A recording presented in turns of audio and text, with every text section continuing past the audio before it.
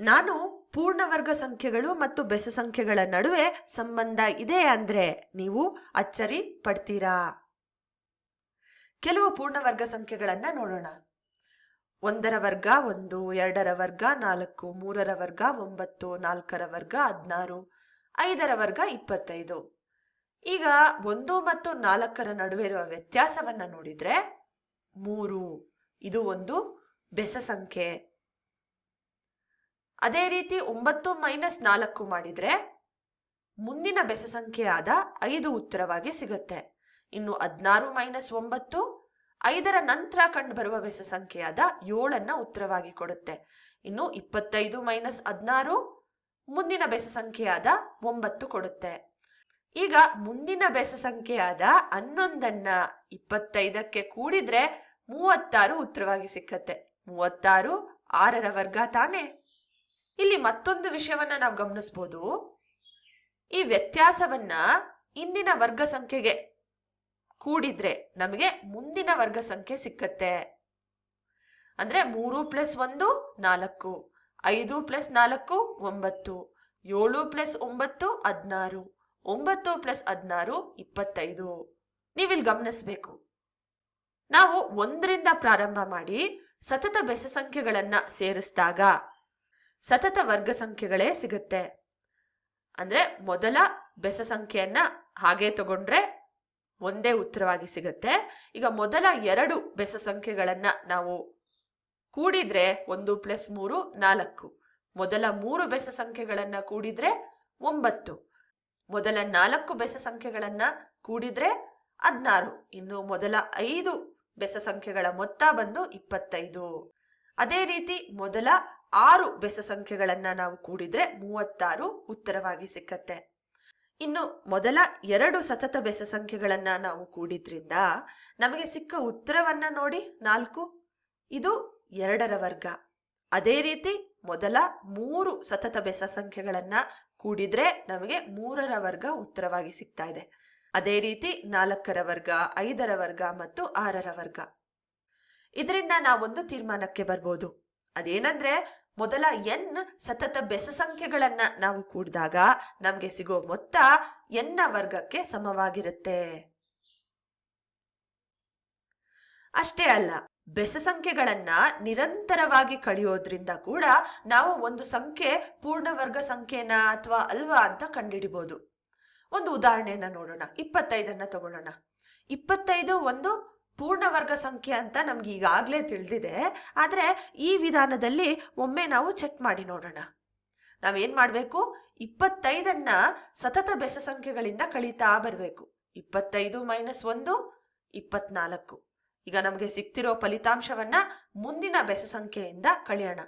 24 minus 3 21, 21 minus 5 16, 16 minus 7 9, 9 minus ಮುಂದಿನ ಬೆಸ ಸಂಖ್ಯೆಯಾದ 9ರಿಂದಾನೇ ಕಳೆದ್ರೆ ನಮಗೆ 0 ಉತ್ತರವಾಗಿ ಸಿಕ್ಕತ್ತೆ. ಈ ರೀತಿ ನಿರಂತರವಾಗಿ ಬೆಸ ಸಂಖ್ಯೆಗಳಿಂದ ಕಳೆಯೋದ್ರಿಂದ 0 ಉತ್ತರವಾಗಿ ಸಿಕ್ಕರೆ ಆ ಒಂದು ಸಂಖ್ಯೆ ಪೂರ್ಣವರ್ಗ ಸಂಖ್ಯೆ.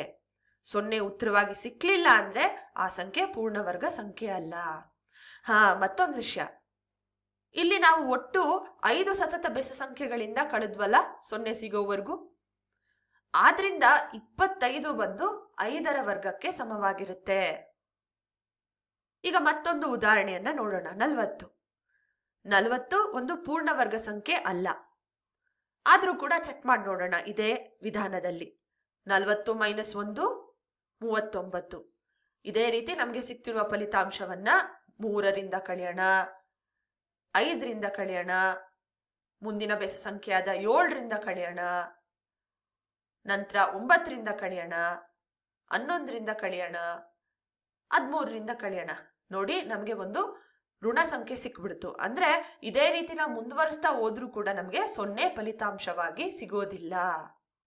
ಮತ್ತೊಂದು ವಿಷಯ ನಮ್ಮ ಅರಿವಿಗೆ ಬರೋದೇನು ಅಂದ್ರೆ, ಯಾವುದಾದ್ರೂ ಒಂದು ಸಂಖ್ಯೆಯನ್ನ 1ರಿಂದ ಪ್ರಾರಂಭ ಮಾಡಿ ಸತತ ಬೆಸ ಸ್ವಾಭಾವಿಕ ಸಂಖ್ಯೆಗಳ ಮೊತ್ತವನ್ನಾಗಿ ಬರೀಲಿಕ್ಕೆ ಆಗ್ಲಿಲ್ಲ ಅಂದ್ರೆ ಆ ಒಂದು ಸ್ವಾಭಾವಿಕ ಸಂಖ್ಯೆ ಪೂರ್ಣವರ್ಗ ಸಂಖ್ಯೆ ಆಗಿರೋದಿಲ್ಲ ಅಂತ ಹೇಳಿ.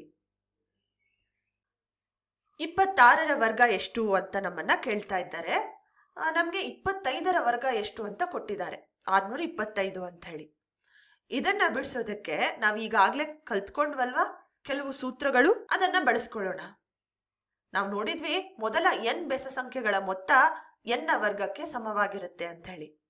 ಇಲ್ಲಿ 25ರ ವರ್ಗ ಕೊಟ್ಟಿದ್ದಾರೆ, ಅಂದ್ರೆ ಇದು ಮೊದಲ 25 ಬೆಸ ಸಂಖ್ಯೆಗಳ ಮೊತ್ತವಾಗಿರುತ್ತೆ ಅಲ್ವಾ. ಅದೇ ರೀತಿ ನಾವು ಮೊದಲ 26 ಬೆಸ ಸಂಖ್ಯೆಗಳ ಮೊತ್ತ ಎಷ್ಟು ಅಂತ ಕಂಡುಹಿಡಿಬೇಕಾಗಿದೆ. ಅಂದ್ರೆ ಮೊದಲ 26 ಬೆಸ ಸಂಖ್ಯೆಗಳ ಮೊತ್ತ ಮೊದಲ 25 ಬೆಸ ಸಂಖ್ಯೆಗಳ ಮೊತ್ತ ಪ್ಲಸ್ 26ನೇ ಬೆಸ ಸಂಖ್ಯೆ ಆಗಿರುತ್ತೆ. ಕಡೆಯದಾಗಿ ಮತ್ತೊಂದು ಬೆಸ ಸಂಖ್ಯೆಯನ್ನ ನಾವು ಕೂಡ್ತಾ ಇರ್ತೀವಿ. ನಾವು ನೋಡ್ಬೋದು ಇಲ್ಲಿ ಮೊದಲ 3 ಬೆಸ ಸಂಖ್ಯೆಗಳ ಮೊತ್ತವನ್ನ ಕಂಡುಹಿಡಿದ್ವಿ. ಆದ್ರೆ ಇದರಲ್ಲಿರುವ ಮೊದಲ 2 ಬೆಸ ಸಂಖ್ಯೆಗಳು ಬಂದು ಇಂದಿನ ಹಂತದಲ್ಲಿ ಸಿಕ್ಕ ಉತ್ತರವೇ ಆಗಿತ್ತು. ಆದ್ರಿಂದ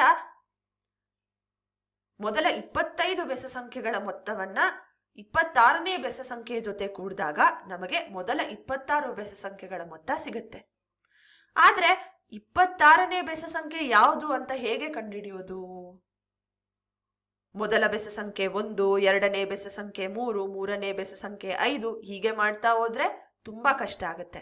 ಇದಕ್ಕೊಂದು ಸೂತ್ರದ ಅವಶ್ಯಕತೆ ಖಂಡಿತವಾಗ್ಲೂ ಇದೆ.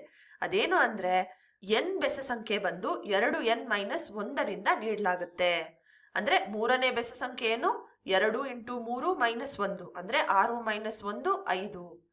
ಅದೇ ರೀತಿ 26ನೇ ಬೆಸ ಸಂಖ್ಯೆ ಏನು? 2 × 26 - 1 2 × 26 52 52 - 1 51. ಈಗ ಈ ಒಂದು ಮೌಲ್ಯವನ್ನ ಇಲ್ಲಿ ಹಾಕಿದ್ರೆ ಮೊದಲ 25 ಬೆಸ ಸಂಖ್ಯೆಗಳ ಮೊತ್ತ ಬಂದು 625 ಅಂತ ನಮ್ಗೆ ಕೊಟ್ಟಿದ್ರು. ಪ್ಲಸ್ 51 ಮಾಡಿದಾಗ 676 ಸಿಕ್ಕತ್ತೆ. ಅಂದ್ರೆ ಮೊದಲ 26 ಬೆಸ ಸಂಖ್ಯೆಗಳ ಮೊತ್ತ ಅಥವಾ 26ರ ವರ್ಗ ಬಂದು 676.